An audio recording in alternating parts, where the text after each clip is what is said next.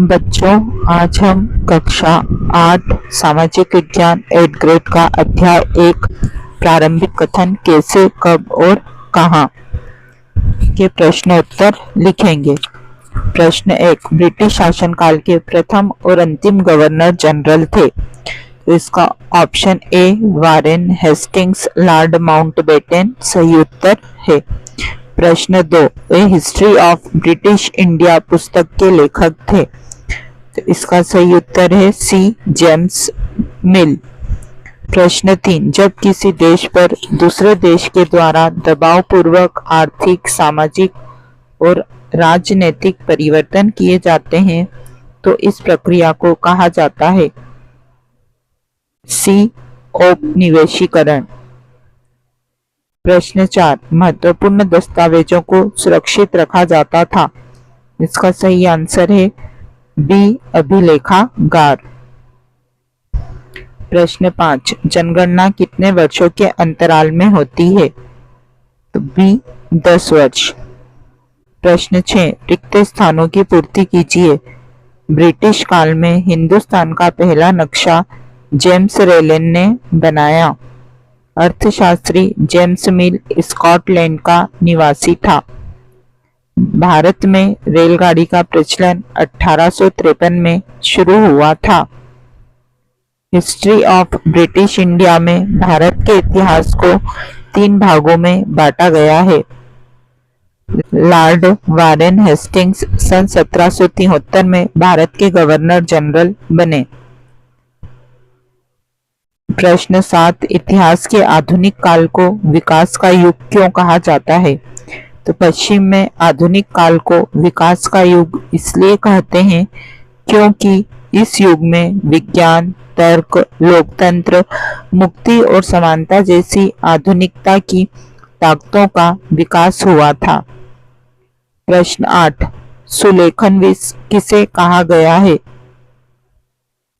उत्तर, सुलेखनविश या खुशनविशी के माहिर ऐसे लोगों को कहा गया है जो बहुत सुंदर ढंग से चीजें लिखते थे। प्रश्न 9, अभिलेखागार में आप क्या क्या देख सकते हैं। तो अभिलेखागार में हम 19वीं सदी की शुरुआत में प्रशासन की एक शाखा से दूसरी शाखा के पास भेजे गए पत्रों और ज्ञापनों को आज भी देख सकते हैं। प्रश्न 10, इतिहास को तारीखों से क्यों जोड़ा जाता था। एक समय था जब बड़े बड़े युद्धों और बड़ी बड़ी घटनाओं के ब्यौरों को ही इतिहास माना जाता था। यह इतिहास राजा महाराजाओं की नीतियों के बारे में होता था। उनके जीवन की सभी घटनाओं के लिए निश्चित तिथि बताई जा सकती थी, इसलिए इतिहास को तारीखों से जोड़ा जाता था। प्रश्न 11, छपाई की तकनीक के प्रसार से जनता को क्या क्या लाभ हुए।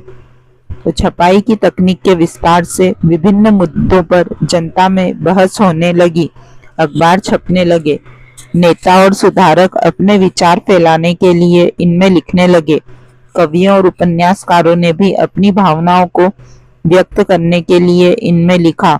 अखबारों से देश के विभिन्न भागों में चल रहे आंदोलनों के बारे में पता चलता था, जिससे दूसरे क्षेत्र के लोग भी उन आंदोलनों में हिस्सा लेने लगे। प्रश्न 12, औपनिवेशीकरण से क्या आशय है। जब किसी देश पर दूसरे देश द्वारा दबाव पूर्वक आर्थिक, सामाजिक और राजनीतिक परिवर्तन किए जाते हैं तो इस प्रक्रिया को औपनिवेशीकरण कहते हैं। प्रश्न 13, ब्रिटिश काल में रेलगाड़ी चलने से जनता को क्या लाभ हुए। तो ब्रिटिश काल में रेलगाड़ी के चलने से लोगों को आवागमन की सुविधा हुई, व्यापार एवं वाणिज्य में वृद्धि हुई, कच्चा माल आसानी से एक जगह से दूसरी जगह ले जाया जाने लगा। इस तरह औद्योगिकरण को बढ़ावा मिला। प्रश्न 14, जनगणना द्वारा किस प्रकार की जानकारियां एकत्रित की जाती है। तो जनगणना द्वारा भारत के सभी प्रांतों में रहने वाले लोगों की संख्या, उनकी जाति, इलाके और व्यवसाय के बारे में जानकारियां इकट्ठा की जाती है। प्रश्न 15 जेम्स मिल द्वारा अपनी किताब में मुख्य रूप से किन बातों को उल्लेखित किया गया है? तो जेम्स मिल द्वारा अपनी किताब ए हिस्ट्री ऑफ ब्रिटिश इंडिया में भारत के इतिहास को हिंदू, मुस्लिम और ब्रिटिश इन 3 कालखंडों में बांटा गया है। उनके अनुसार अंग्रेजों के आने से पहले यहाँ हिंदू और मुसलमान तानाशाहों का ही राज था। चारों ओर केवल धार्मिक बैर, जातिगत बंधन और अंधविश्वास था। ब्रिटिश शासन ही भारत को सभ्यता की राह पर ले जा सकता था। प्रश्न 16 औपनिवेशिक शासन के दौरान सर्वेक्षण के क्या उद्देश्य थे? तो औपनिवेशिक शासन के दौरान सर्वेक्षण का चलन भी महत्वपूर्ण था। अंग्रेजों का विश्वास था कि किसी देश पर शासन चलाने के लिए उसको सही ढंग से जानना जरूरी है। पूरे देश के नक्शे तैयार किए गए। गांव का राजस्व सर्वेक्षण कर धरती की सतह, मिट्टी की गुणवत्ता, वहां मिलने वाले पेड़ पौधे, स्थानीय इतिहास, फसलों का पता लगाया जाता था।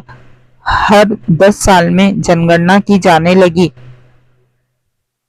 जनगणना के जरिए भारत के सभी प्रांतों में रहने वालों की संख्या, उनकी जाति, इलाके और व्यवसाय के बारे में जानकारियां इकट्ठा की जाती थी।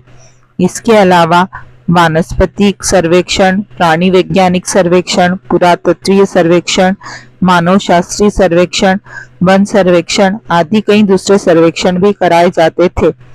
इन सभी सर्वेक्षणों का उद्देश्य भारत के बारे में अधिक से अधिक जानकारी प्राप्त करना था। इसी के साथ हमारा अध्याय 1 समाप्त होता है। अध्याय 2 के साथ हम जल्द ही मिलेंगे।